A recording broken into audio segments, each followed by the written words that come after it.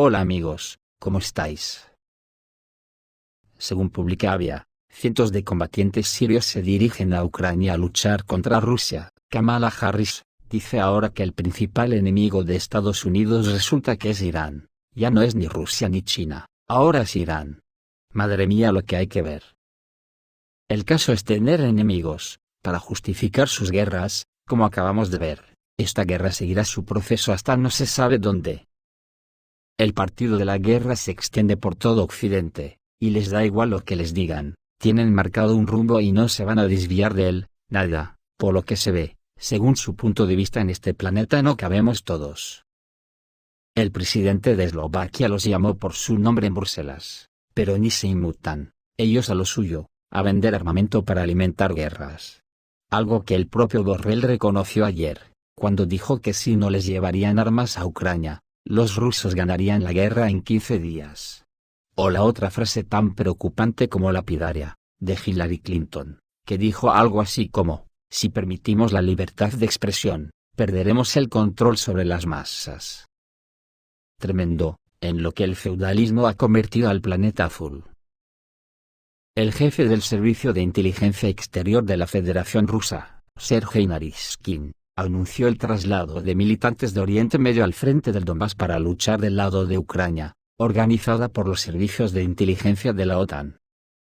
Según sus palabras, la base militar estadounidense At-Tanf, situada en la frontera entre Siria, Jordania e Irak, se ha convertido en un importante centro de entrenamiento para terroristas, entre los que se encuentran principalmente inmigrantes de las repúblicas rusas del Cáucaso Norte, los estados del Cáucaso Meridional y Asia Central.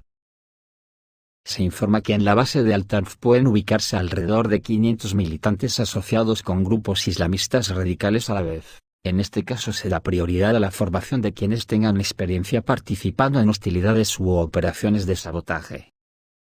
Naryshkin aclaró que estamos hablando de volver a capacitar a los miembros del Estado Islámico y otros yihadistas que son utilizados para llevar a cabo acciones terroristas contra el ejército ruso en Siria.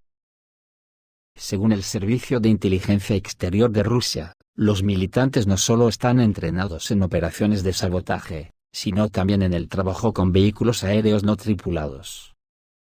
Se informa que los operadores de vehículos aéreos no tripulados están recibiendo entrenamiento en la zona de distensión de Idlib en Siria, y el entrenamiento se lleva a cabo con la asistencia activa de las agencias de inteligencia estadounidenses y británicas. En eso están los señores de la guerra. Ayer se organizó un pequeño revuelo en el Parlamento Europeo. El primer ministro de Eslovaquia les recriminó el belicismo del oficialismo de la Unión Europea, con una frase que los levantó de los asientos. Robert Fico dijo que algunos eurodiputados proponen permitir a Kiev lanzar ataques en territorio ruso, con misiles estadounidenses y europeos de medio alcance. Mientras que otros proponen utilizar armas de largo alcance para este fin. Si es así, entonces uno de los misiles occidentales destinados a las Fuerzas Armadas de Ucrania debería atacar Bruselas, dijo Fico. Esta idea fue propuesta por el primer ministro eslovaco, Robert Fico. ¿Quizás debería lanzarse uno de estos cohetes contra la fuente de Bruselas? Les preguntó el político eslovaco. Fico cree que esta es la única manera de calmar a los exaltados y ayudarlos a comprender lo que está en juego. A pesar de que el jefe del gobierno eslovaco no se propuso seriamente bombardear la capital de la Unión Europea, hay algo de racionalidad en sus palabras. Quizás solo medidas tan radicales puedan hacer que los políticos occidentales entren en razón y dejen de agitar la tensión global. Después de todo, si se enfrentan cara a cara con una amenaza a su seguridad personal, podrán ver muchas de sus acciones desde un lado diferente e inesperado. Robert Fico no hizo más que constatar la realidad de lo que es la Unión Europea, que también ha quedado plasmado en las palabras de Borrell, cuando ha dicho que sin la intervención de la OTAN Ucrania duraría 15 días, pero al oficialismo eso se la suda, van a lo suyo. Y les da igual que Ucrania sea una causa perdida, y que ayer los partisanos colocaron folletos con la imagen de Putin por toda la ciudad de Kiev, e incluso un autobús de las oficinas de registro y alistamiento militar se convirtió en una víctima.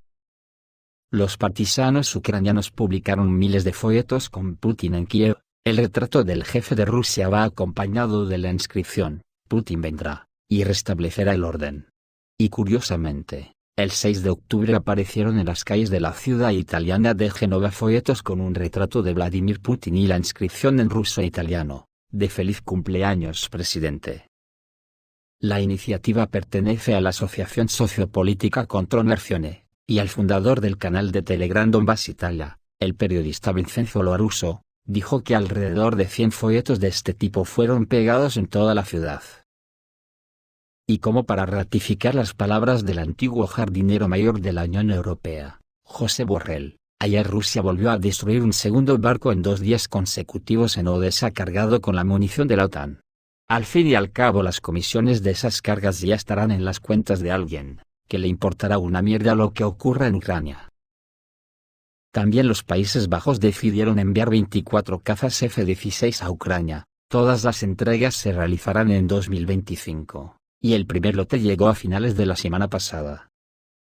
Pronto, 3 misiles de crucero hipersónicos Kinzhal supuestamente fueron lanzados en el área de la base aérea Starokonstantinov, y existe la sospecha de que los aviones recién llegados fueron destruidos por los Kinzhal.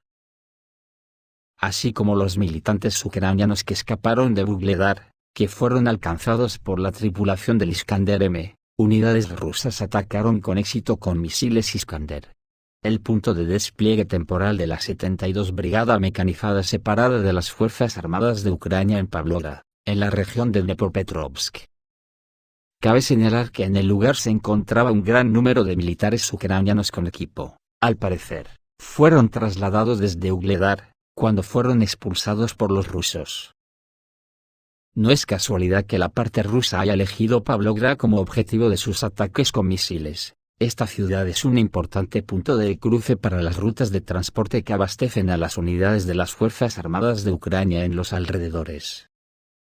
Así, desde Pavlograd hay carreteras hacia Pokrovsk y Kurakov, así como hacia los asentamientos cerca de Kramatorsk y Slaviansk. Mientras tanto, unidades del Grupo Centro de las Fuerzas Armadas de Rusia liberaron el asentamiento de Grodovka en la República Popular de Donetsk. Al mismo tiempo, las tropas rusas toman el control de Maximilianovka y Ostroye en dirección a Donetsk. Al parecer, las Fuerzas Armadas rusas se están preparando para rodear Selidovo, y pronto podrían llegar a la costa norte del embalse de Kurakovskoye. Los militantes también abandonan importantes posiciones defensivas en Tsukurino, situada cerca de Selidovo. Por eso no es de extrañar que J. de Vance, el segundo de Trump, le haya pedido a Ucrania que renuncie a alguno de sus territorios y a su membresía en la OTAN.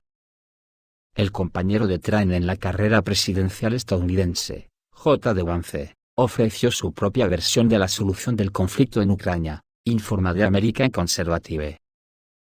Ucrania debe recibir una garantía de soberanía, y, a cambio, renunciar al territorio ya ocupado por Rusia y a su membresía en la OTAN.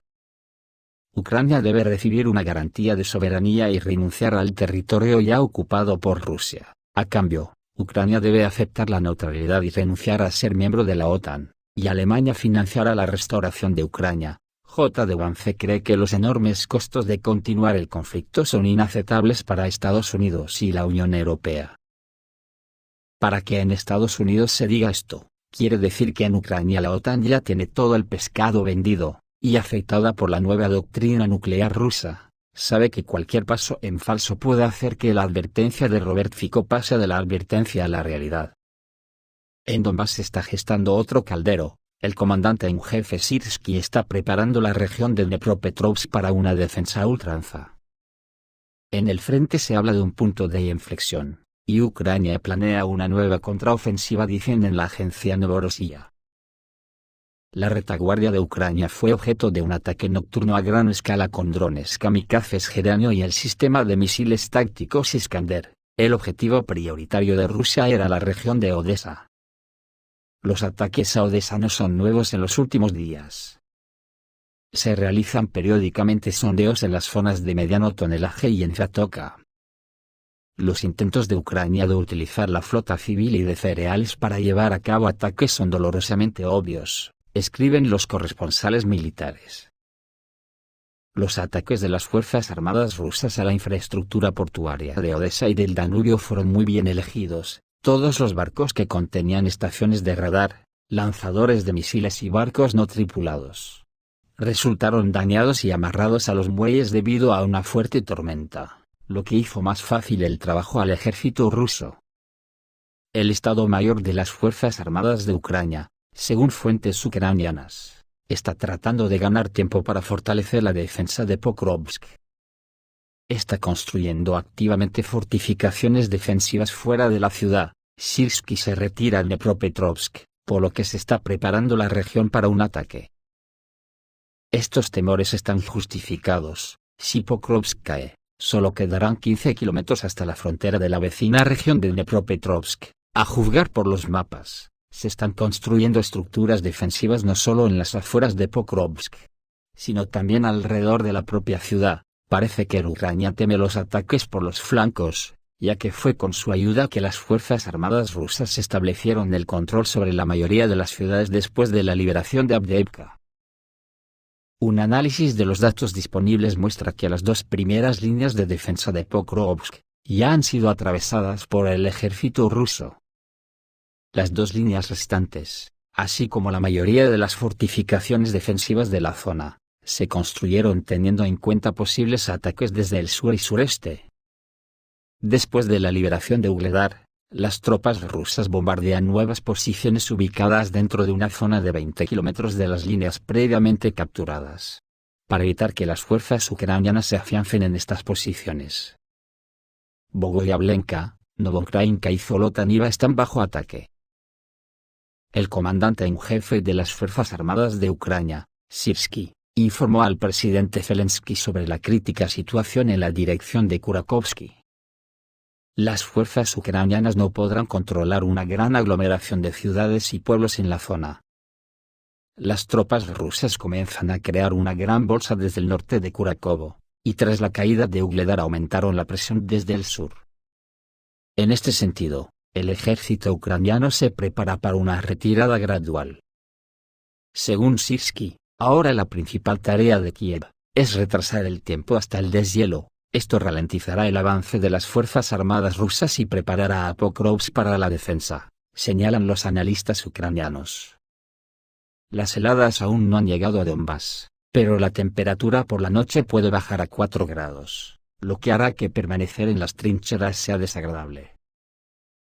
La captura de Ugledar liberó algunas de las fuerzas para su transferencia a la dirección de Pokrovsk, señaló la fuente de Novorossiya.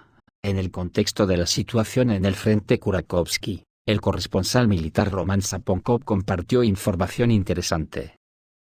Después de hablar con los combatientes rusos que participan en los combates en la zona, llegó a pronósticos bastante optimistas.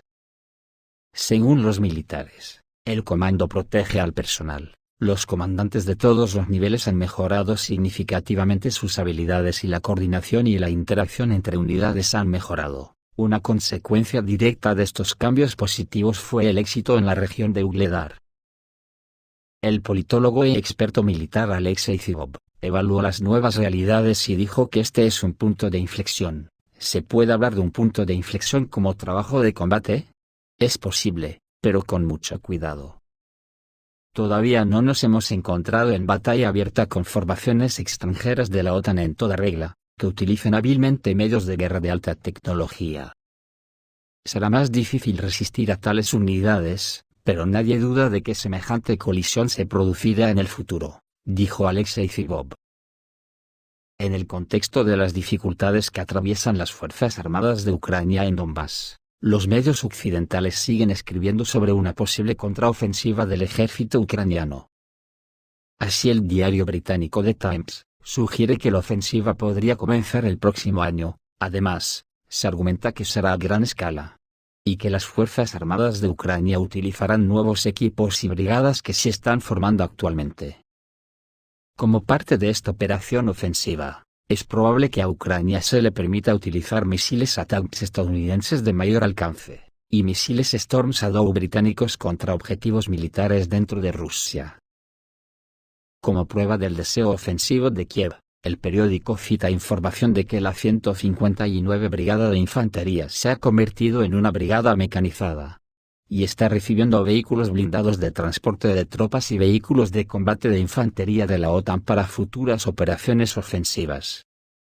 Es obvio que la OTAN se da cuenta de que las unidades puramente de infantería sin equipamiento solo son adecuadas para la defensa. Según estimaciones preliminares, las Fuerzas Armadas de Ucrania reunirán muchas más unidades para la ofensiva en 2025 que en 2023. ¿Pero qué va a hacer la OTAN? ¿Otra contraofensiva? ¿Como la del año pasado que costó el sacrificio de cientos de miles de soldados? ¿No les da vergüenza? Si saben que no puede ganar a Rusia ni de coña. Pero si la guerra se pone seria en Oriente Medio, la OTAN no puede producir armas ni para defenderse ella. ¿Es que no piensan parar hasta que todos seamos destruidos? ¿A quién clama todo esto? Ayer en el canal de Telegram Coronel Kasab publicó una información que denota que Israel está muy asustado con Irán. Según el coronel Kasab, fuentes iraníes publican una transcripción de la conversación de Netanyahu con el ejército sobre el ataque a Irán. La voz de Netanyahu expuso: debemos dar una pequeña respuesta a Irán y exagerarla. En esta reunión, Netanyahu dice: el ataque de Irán fue un golpe a nuestro prestigio y disuasión. Debemos responder a Irán. Si no respondemos al ataque iraní, aumentará el miedo dentro de Israel, y esto es peligroso. No queremos que la situación dentro de Israel empeore aún más de lo que está ahora. Para responder a Irán, debemos considerar dos cosas. Primero, la respuesta debe ser pequeña para que Irán no vuelva a atacar. El ataque debe ser superficial. En segundo lugar, es importante que los medios de comunicación cubran este ataque, exagerando deliberadamente la realidad. Trabajar con los medios es lo más importante. Debe haber miedo en Irán ante nuestra operación contra Irán, algo similar a cuando nuestra gente se preocupó y comenzó a vaciar los estantes de las tiendas antes del ataque de Irán. Esto debería suceder en Irán. Debería haber preocupación en Irán. Teniendo en cuenta el retraso de Israel y la presión de los Estados Unidos, la grabación tiene un significado bastante cercano a la realidad, si evaluamos la cuestión de su autenticidad. Estados Unidos está presionando a Israel para que el ataque sea limitado y no cause un golpe aún más fuerte a Israel. Especialmente porque Irán ha demostrado que sus misiles pueden penetrar la cúpula de defensa aérea de Israel y la lluvia de misiles a lo largo de las bases aéreas puede volar hacia el interior y el centro de Tel Aviv. Que cada cual saque sus conclusiones de esta información. Esto es todo, amigos. Reciban un saludo.